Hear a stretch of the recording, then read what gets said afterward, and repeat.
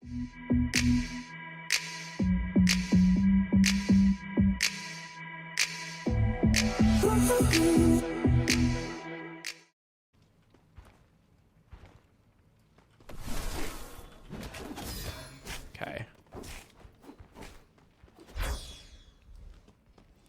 There we go. We're good. Okay, Freya started mid. So she's just gonna go for my red buff? Nope, she went for her own red buff? Why? Did I not get credit for the speed buff still? Wow. Well, that sucks. That was... Did Fen troll me? I'm pretty sure. Yeah, I'm pretty sure he literally just sat there and waited to make sure I didn't get credit. So that sucks.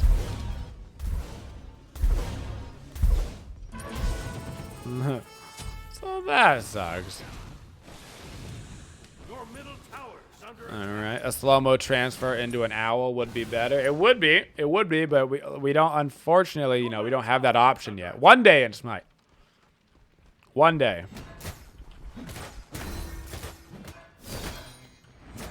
I actually do pretty good damage to the jungle buffs and stuff, which means I definitely cleared that fast enough.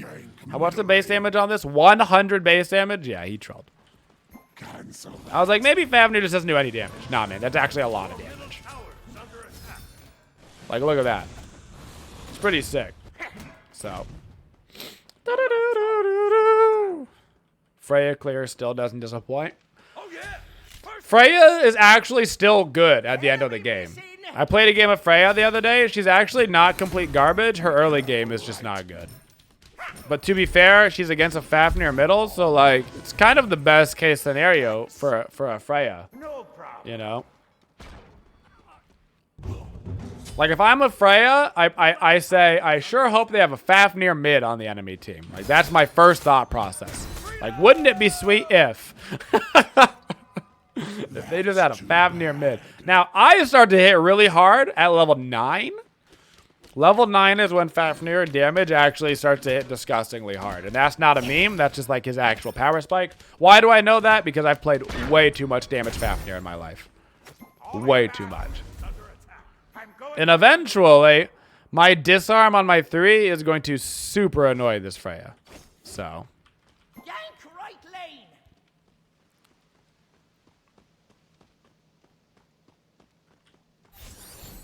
Out of mana. On me way.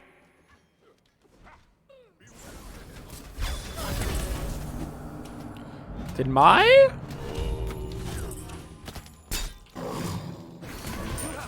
Did my hammer hit the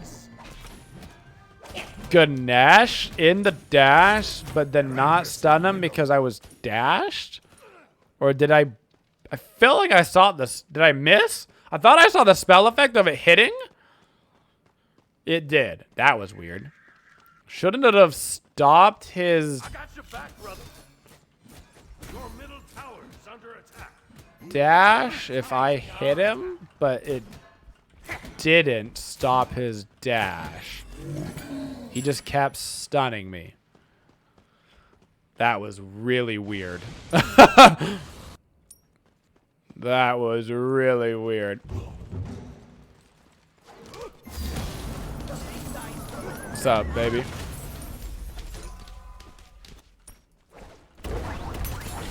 Tee-hee! Don't mess with the dragon, baby. Don't mess with the dragon. Back me before I turn into the other form. Please, please, please, please. Alright, there we go. Alright. Let's get... actually, no, I need cooldown boots. Alright, cooldown boots, get some wards, go into the Chronos Pendant to get that full 40% CDR so we can spam, spam, spam, spam. Spammy, spammy, spammy. You'd be a lot happier if you thought about Smite bugs as RNG game mechanics. It's a fair enough assessment, I suppose. Fair enough. Alright.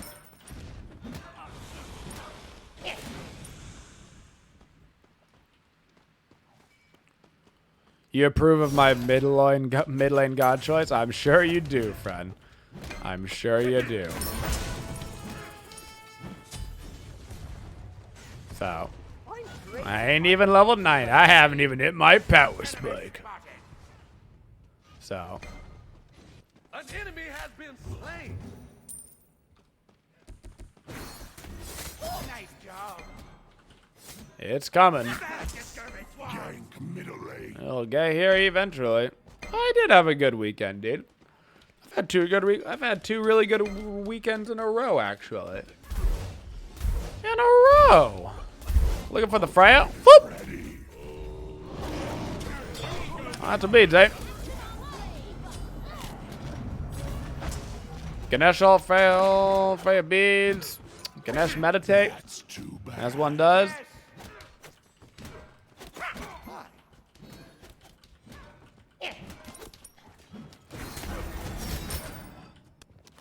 Is he gonna think about it? Yep. He is. Dang, it didn't hit him. Oh, it's gonna be low, but it's not gonna kill him. If my ulti would have hit him, he actually might have died. Can I pick this up and back? 6, 5. Boop. Yep. Come on, baby. Let's go. Beautiful timing. Beautiful. Okay. You approve of my mid loins. Oh, mid loins is a little bit different than my mid lanes. Those are not quite the same thing, but I'm glad that you approve of both of them. Thank you.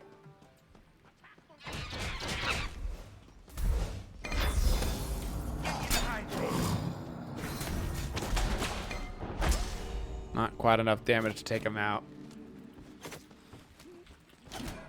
Good damage, though. Good damage. Does ult transform stop the bag? Yes. Ult transform stops your everything, and then you sit there like a... you just die. You just go blah. You sit there and you de-transform, and everybody goes, ooh, I'm going to hit him, and then they hit you.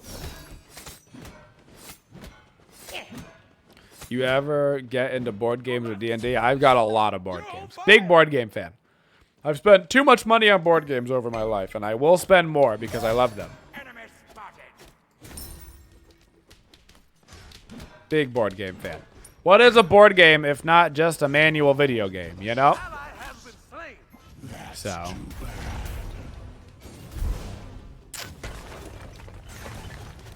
Unfortunate.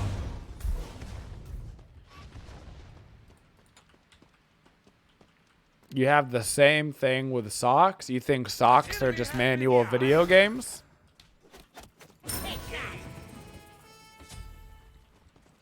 Be right back. What's that mean?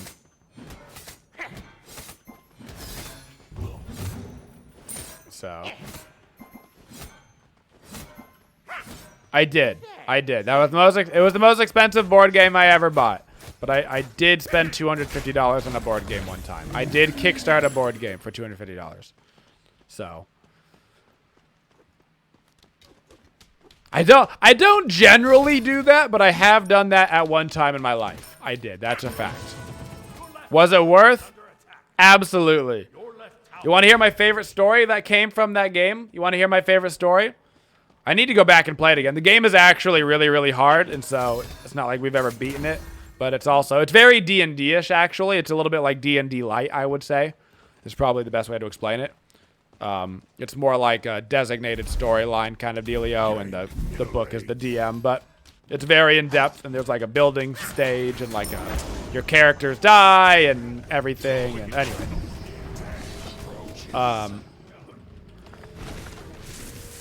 But at the Cones of Dunshire, I wish. Every time that gets brought up, my wife makes fun of me because I would love to play a game like Cones of Dunshire. But I like complicated board games. At one point, we had fought a monster. Okay, so it's basically the concept of the game is it's basically boss battles, where you basically do boss battle after boss battle, and you have to move through and kill all of the bosses basically before like the knights get too scary, and then it like forces you to go to the next boss fight. And you better hope that you're strong enough, and you have like a town phase, and you have to build up your town, and you have to make more villagers.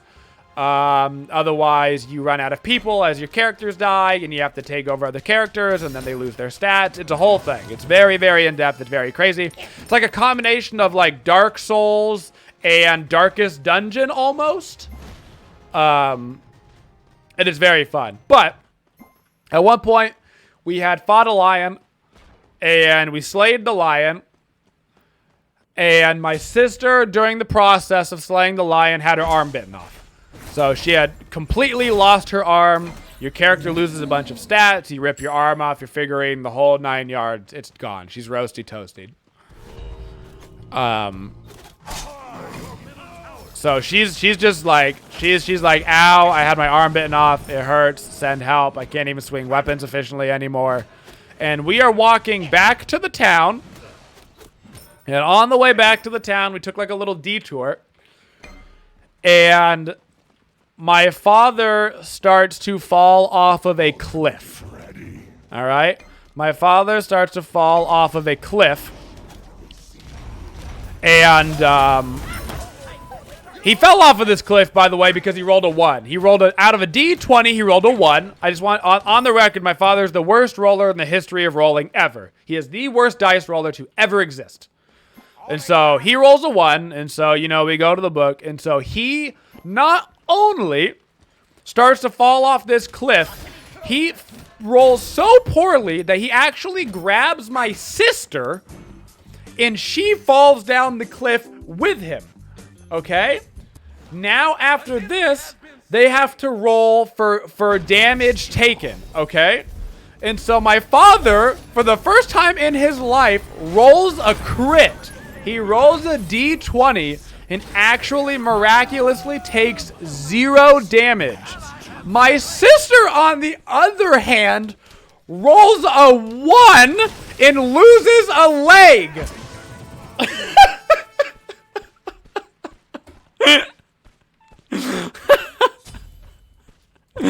So she had 1 leg and 1 arm. I was just like, oh boy golly, that is just unfortunate. She was so pissed. I don't think I have ever seen my sister so upset in my entire life. She's like, I already didn't have an arm. Now you're taking my leg? Why would you do that, Dad? Why don't you love me? Oh gosh, what's the game called? It is called Kingdom Monster 2.0, I do believe. Kingdom Monster 2.0, I believe is the name of the game. And if somebody looks it up and that's definitely not the name of the game, then I can look at it because it's like 4 feet outside of this room in the game closet. So, it is the world's biggest box. It is the biggest box. It is huge. The game box wouldn't even fit on camera. Is how big, like, it's like this tall and it's like this wide. It's huge. Kingdom Death Monster 2.0. There you go. There you go. Yeah. Yep.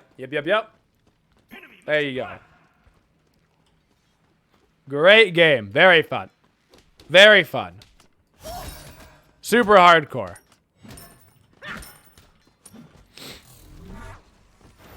Good stuff. Good times. Good times. Oh, man.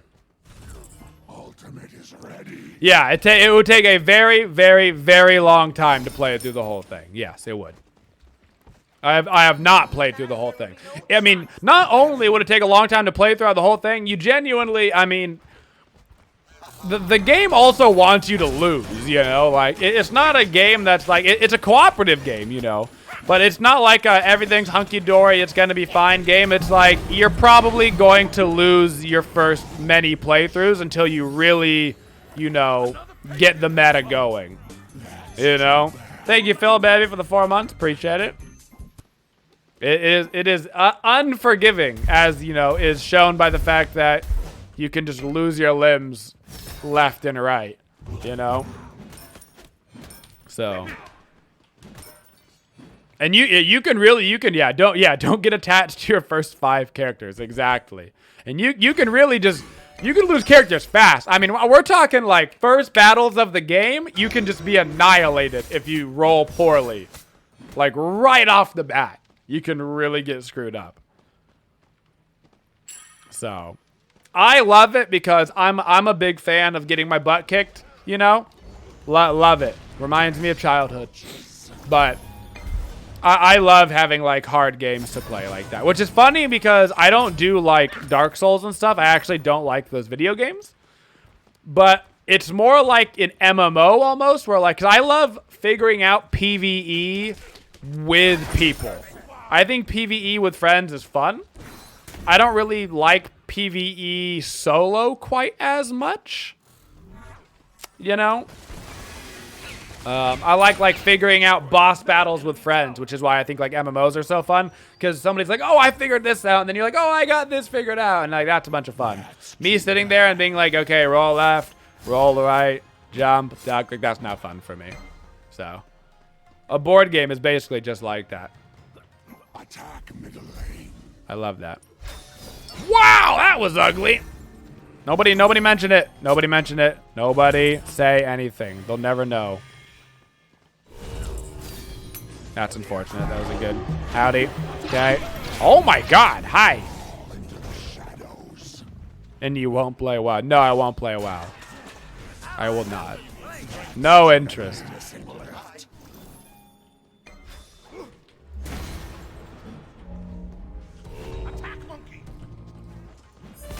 Okay.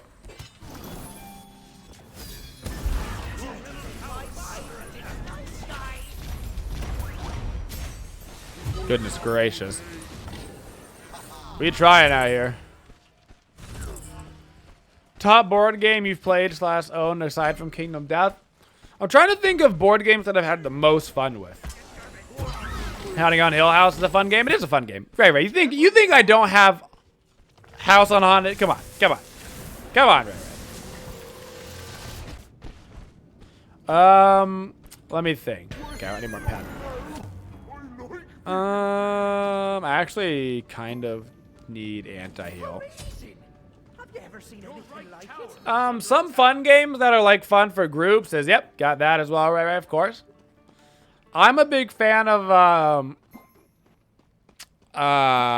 in general, legacy games. Is that what they're called? Board games that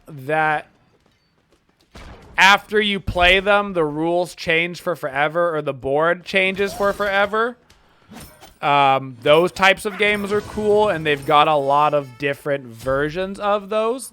It's kind of a cool concept where basically you play through a round of the game, and things that happen in that round of the game change what happens in the next round, and the round after that, and the round after that. Like, it's pretty cool. Feels kind of more video game-y, which is nice. I might have just screwed myself. So anything like that is a lot of fun. Like Pandemic is a ton of fun. Something more simpler, a game like Dixit is really fun with groups of people, especially if you have the expansion packs. Just like a simple board game like that. Big fan of Dixit. The cards are fun. The game is fun. Makes people laugh. And that's just kind of a more simple board game.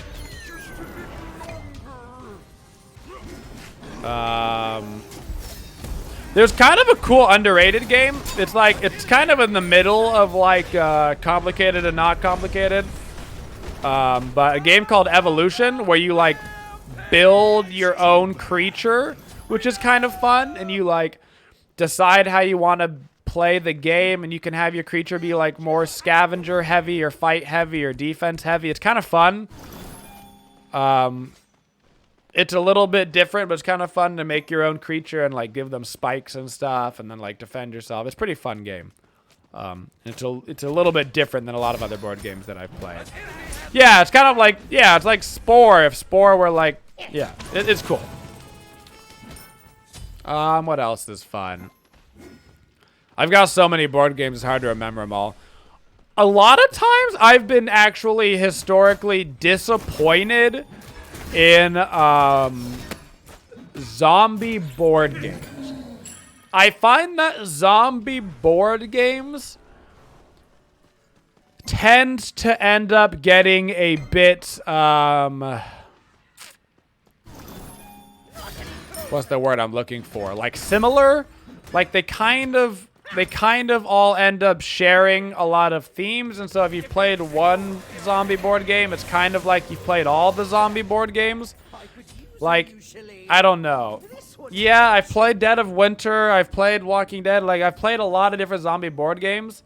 And, like, some of them end up being, like, cool. But I've never, yeah, this is, like, kind of repetitive. I don't know if I've ever played a zombie board game and just been like, that was a great board game. You know, like, they usually end up being like, yeah, that was fun.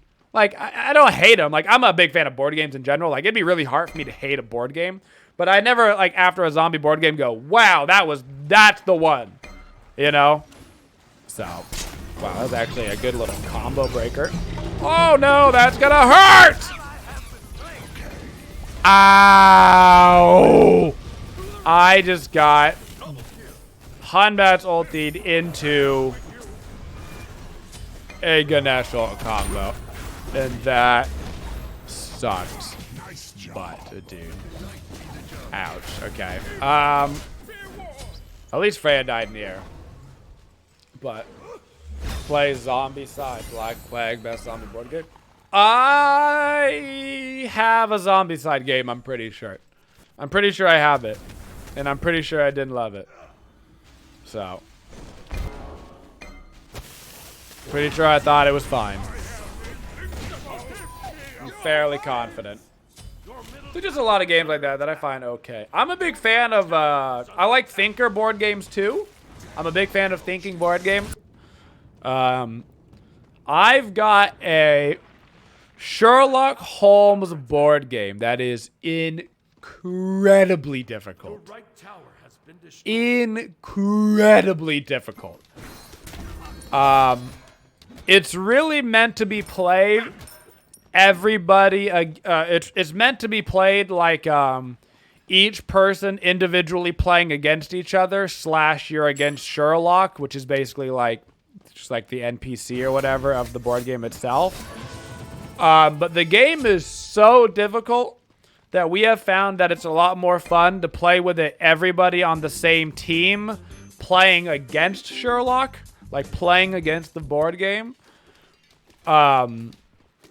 Because it is really hard. You really got to get to thinking. It's not gonna give you nothing for free. You have like a giant board, and it's, you know, the entire of, you know, where the heck is Sherlock Holmes? London, wherever Sherlock Holmes is. It's that entire city, and every single like building is like enterable, and every single place is basically like enterable.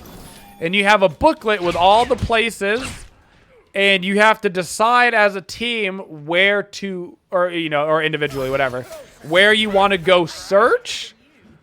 And so, like, you get, like, your, you read the prompt or whatever, you figure out, you know, you find out, okay, blank was murdered or whatever, or X was stolen or whatever, and you don't know what questions are going to be asked of you at the end of the game, okay? So at the end of the game, the whole point is you get asked 8 questions, 4 what they call major storyline questions, and 4 side questions, and you have to have the answers for them to get points.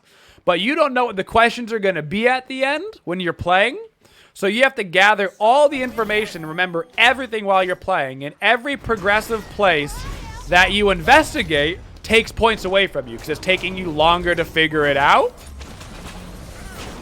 And so you have to basically have the thing read to you, and then you have to go, okay, I want to go to blank's house because I remember they were involved, you know, they were around that night. Like, it's really hard. Tons of fun. Tons of fun if you're like super into just like being a dork and a nerd and you want to roleplay as Sherlock, you know? But it really is a blast because it's genuinely hard. And that's what makes it so fun, is the fact that they're not just gonna hand it to you, you know? So. Now you want to have a board game night with friends? You should, dude. Board game nights are great. Big fan of board game nights.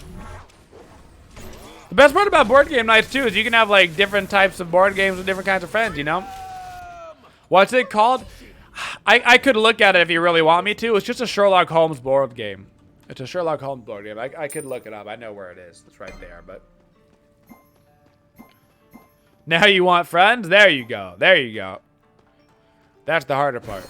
But, because, like, you know, you might have some friends that are just, like, that are more into something hardcore, like a D&D style thing, roleplay. You might have more friends that are just, like, you know, a Cards Against Humanity kind of friend group.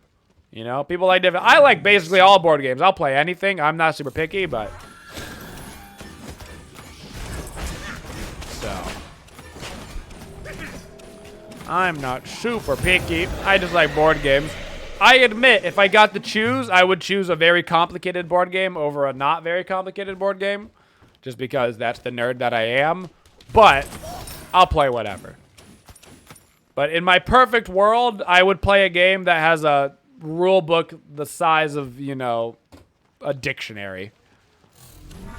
And I'd read the whole thing, and I'd be very excited. And it would take me 29 years to read it because I'm the world's slowest reader. But I'd enjoy every moment of it. Ow, ow, ow. Oh, come on. Retreat. Out of mana. Peace, kid.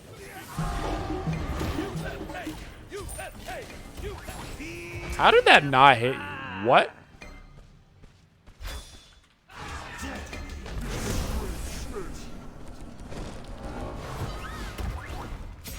Okay. Nox God request any roll. Nox God request, baby. All right. I like Nox. Oh, he dipped. Let's go. You ever just Hunbatch 3 back into a Fafnir hammer, dude? Oh, God. That's what feels bad. That's what feels bad. Welcome to Magic. I mean, says the guy that talked about spending hundreds of dollars on a board game. I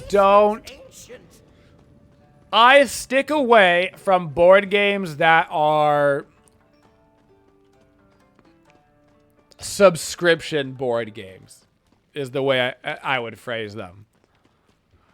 Anything that's going to require me to continually buy things over and over and over again, I stick away from them. Whether it's Magic the Gathering, whether it's Warhammer, whatever, 40K or whatever it's called. Anything like that, I stick away from. I have enough problems, you know, spending money on board games. I don't need one board game singularly to, you know, be a problem, so.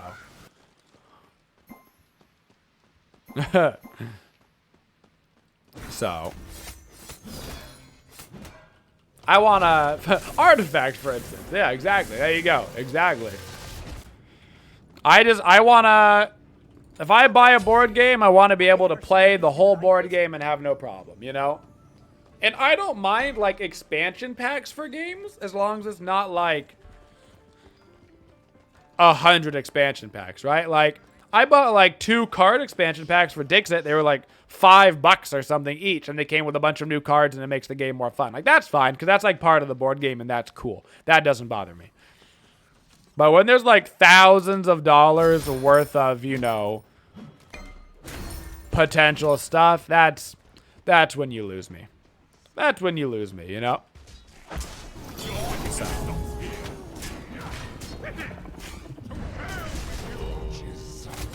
Phew! Alright. But Warhammer is an entire universe that has stories and lore. That's incredible. Yeah, but I played the MMO, so I'm good. That was the way cheaper way. That was the way cheaper way to go about that. I played the MMO of Warhammer. It was fun. I said, cool.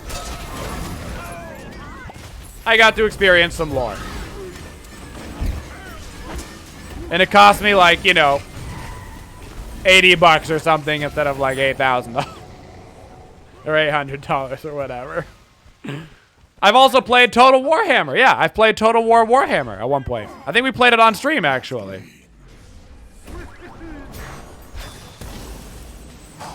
Oh, that combo. Let's go. I'm fairly positive that I've played a Total War Warhammer game on stream before. On me way. Because I remember playing, like, my hero was like a big lizard dude in like a king seat floating around. So. Artifact has 17 viewers. That's 17 more viewers than I thought they would have. Be right back. I remember when you were playing that, I was screaming at the screen because you couldn't control the units. Son, I didn't know what I was doing. I don't know. I was making it up as I went, dude. I was winging it.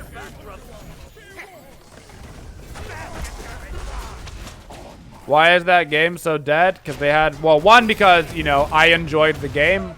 And there's a firm rule that if Incon likes a game a lot, it has to die. It has to. Legally. You know?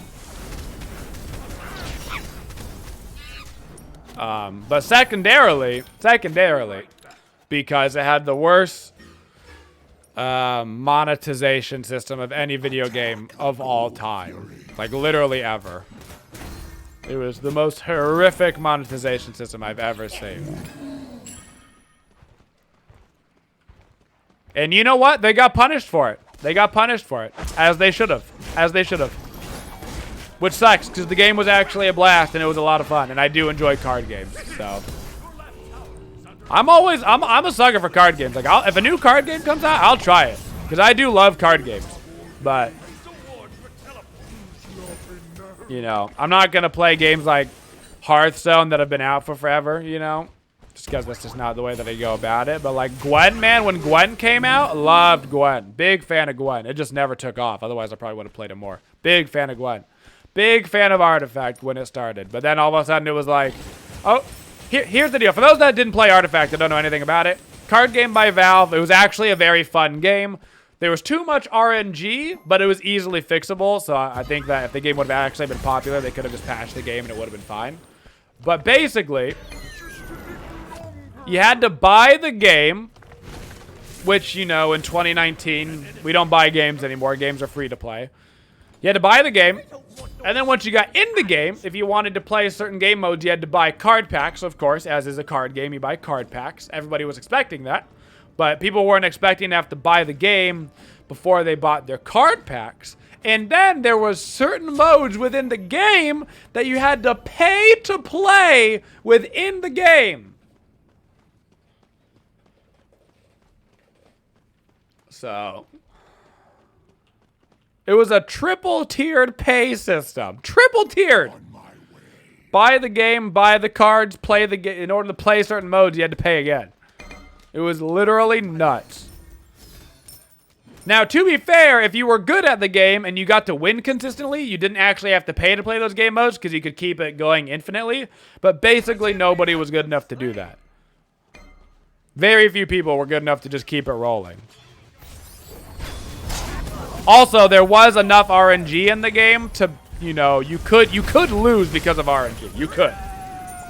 Not often would you lose because of RNG, but like maybe 10% of the time, which is more than I would prefer. I'd prefer you lose to RNG 0% of the time, but like, you know.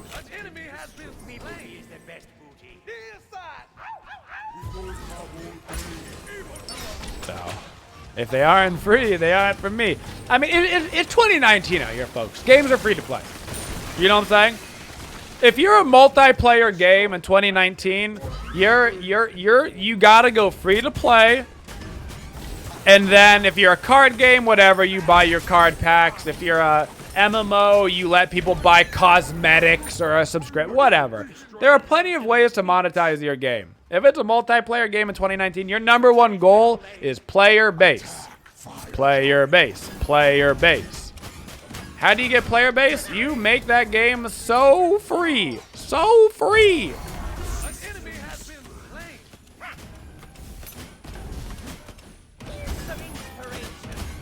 You know? Alright. So. Well. Attack, fire giant. or be Call of Duty or an EA sports game.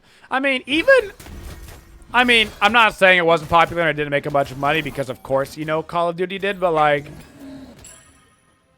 all I'm saying is how many people are playing that that Call of, the last Call of Duty or whatever compared to like Apex.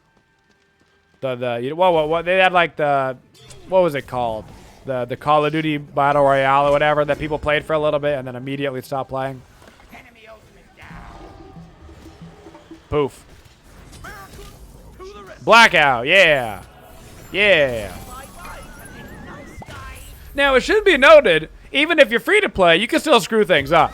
Like, Apex has had a pretty solid history of messing up their monetization system. Like fairly solid, you know?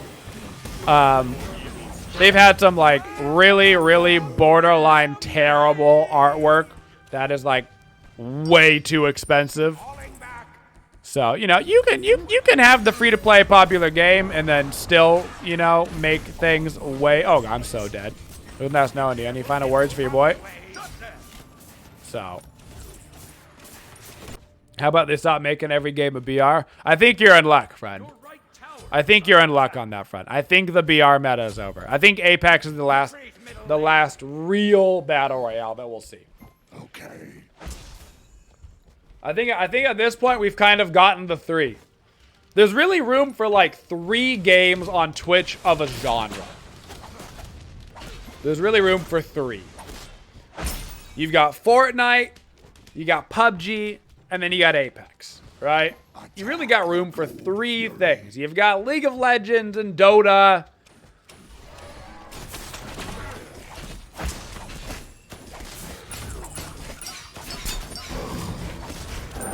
And then Smite. You know? You've got basically room for 3. And so... Split push. No problem. Once you get that kind of thing, you know, going, so I don't think we're going to see too many battle royales anymore. Which is not to say people won't try, but I highly doubt we see another battle royale. And I don't know what's going to come back, you know? I don't know if, like, FPSs in general, or, you know, MOBAs, or RTSs, something makes a comeback, or a new game archetype gets popular. Who knows? But... I think at this point, people have their battle royale that they like, right? If you're a fan of the battle royale genre, you're either playing Fortnite or PUBG or Apex. Like, you have your game that you're like, that's the one that I like. So.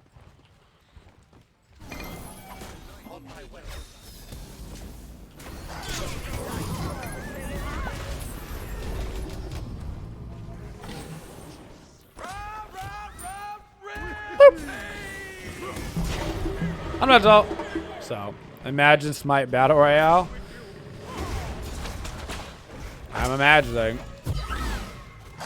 The funny thing is I still genuinely do believe that Realm Royale could have been the 3rd Battle Royale.